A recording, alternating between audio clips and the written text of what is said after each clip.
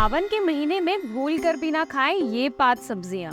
दोस्तों, जैसा कि आप सभी को पता है कि सावन का पवित्र महीना चल रहा है और इस महीने में किए गए जप, तप, साधना और योग अपना विशेष फल देते हैं। तो ऐसे में शास्त्रों में सावन के महीने में कुछ त्याग करने के बारे में भी बताया गया है। तो बागेश्वर धाम सरकार पंडित धीरेन्द्र कृष्ण शास्त्री जी का कहना है कि सावन के महीने में लोगों को खान पान का कुछ विशेष ख्याल रखना चाहिए। ऐसे में ये 5 सब्जियां ऐसी होती हैं जिन्हें सावन के महीने में भूलकर भी नहीं खाना चाहिए। इससे न केवल आपको शारीरिक तौर पर परेशानी होगी बल्कि खुद महादेव भी आपसे नाराज हो जाएंगे। तो अगर आप महादेव को नाराज नहीं करना चाहते हैं और सावन के महीने में महादेव की विशेष कृपा प्राप्त करना चाहते हैं तो इस वीडियो को अंत तक जरूर देखिएगा। और क्योंकि हम बताने वाले हैं उन 5 सब्जियों के बारे में जिन्हें गुरुजी ने सावन के महीने में खाने के लिए मना किया है। तो जैसा कि हम सभी जानते हैं कि सावन का महीना शुरू होते ही मौसम में बदलाव शुरू हो जाते हैं। ऐसे में मौसम में बारिश आना शुरू हो जाती है। बारिश के दिनों में छोटे छोटे कीड़े मकोड़े पैदा हो जाते हैं। दूसरी तरफ सावन के महीने से चौमासा भी शुरू हो जाता है और चौमासा में 4 महीने तक कुछ विशेष वस्तुओं का त्याग करना चाहिए। जैसे कि चौमासा के पहले महीने में शाक छोड़ देना चाहिए, दूसरे महीने में दही का त्याग करना चाहिए, तीसरे महीने में दूध का त्याग करना चाहिए और चौथे महीने में उड़द की दाल, अरबी जैसी बादी वाली वस्तुओं का त्याग करना चाहिए। तो गुरुजी का कहना है कि सावन के महीने में हमें कुछ विशेष सब्जियों को बिल्कुल भी नहीं खाना चाहिए।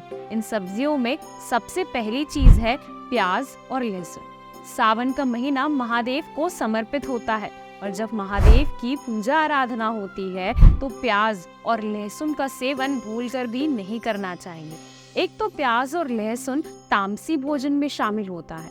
दूसरा, पुराणों में एक कथा प्रचलित है कि जब एक बार माता पार्वती महादेव को भोजन परोस रही थी तो उनकी थाली में से प्याज और लहसुन बार बार लुढ़क गए, जिसकी वजह से पार्वती माता ने प्याज और लहसुन को श्राप दिया कि तुम्हारा भोजन कभी भी महादेव स्वीकार नहीं करेंगे और जिस भोजन में तुम्हारा इस्तेमाल होगा उसका भोग महादेव को नहीं लगाया जाएगा।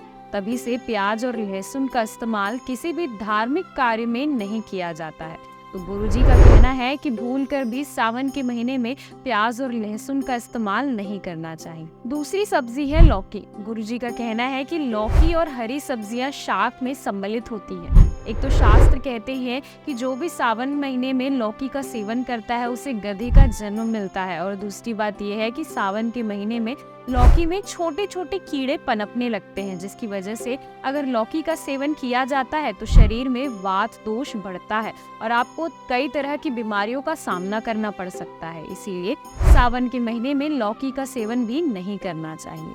तीसरी सब्जी के बारे में गुरुजी का कहना है कि सावन के महीने में लोगों को बैंगन भी नहीं खाना चाहिए। ऐसा माना जाता है कि जब भी महादेव की पूजा या व्रत किया जाता है तो बैंगन को अपने भोजन से दूर रखना चाहिए, क्योंकि जो भी महादेव के व्रतों में, चाहे वो सावन के व्रत हो, प्रदोष हो या फिर महाशिवरात्रि का व्रत हो, इन दिनों बैंगन का भोजन करने वाले लोग अपने वंश की हानि करते हैं और उनके बच्चों को कष्ट भोगना पड़ता है। इसीलिए सावन के महीने में बैंगन खाना भी वर्जित माना जाता है।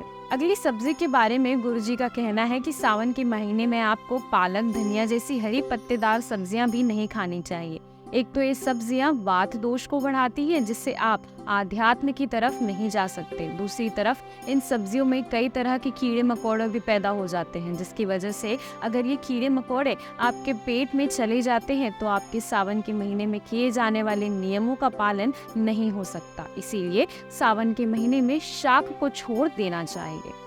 अगली सब्जी के बारे में गुरुजी बताते हैं कि सावन के पवित्र महीने में दही से बनी हुई सब्जियां या फिर दूध दही का सेवन भी नहीं करना चाहिए, क्योंकि सावन के महीने में जो गाय और भैंस जो चारा खाती है उस चारे के साथ में पनपने वाले छोटे मोटे कीड़े मकोड़े भी खा लेती है, जिससे उनसे जो उनका दूध होता है वो भी संक्रमित हो जाता है। इससे आपके शरीर में पित्त दोष बढ़ सकता है, जो न केवल आपके स्वास्थ्य के लिए हानिकारक है बल्कि आपको ध्यान और तप में भी बाधा डाल सकता है। तो गुरुजी का कहना है कि अगर आपको अपनी साधना में मन लगाना है, आध्यात्म को जानना है, तो कुछ विशेष नियमों का पालन करना जरूरी हो जाता है। इसीलिए हो सके तो सावन के महीने में इन 5 सब्जियों का त्याग जरूर करें।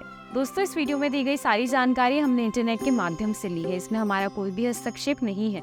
इस वीडियो का मकसद केवल आप सभी को पूरी जानकारी देना है, न कि किसी की भी धार्मिक भावनाओं को ठेस पहुंचाना। वीडियो को अंत तक देखने के लिए आप सभी का धन्यवाद। तो मिलते हैं अगले वीडियो में।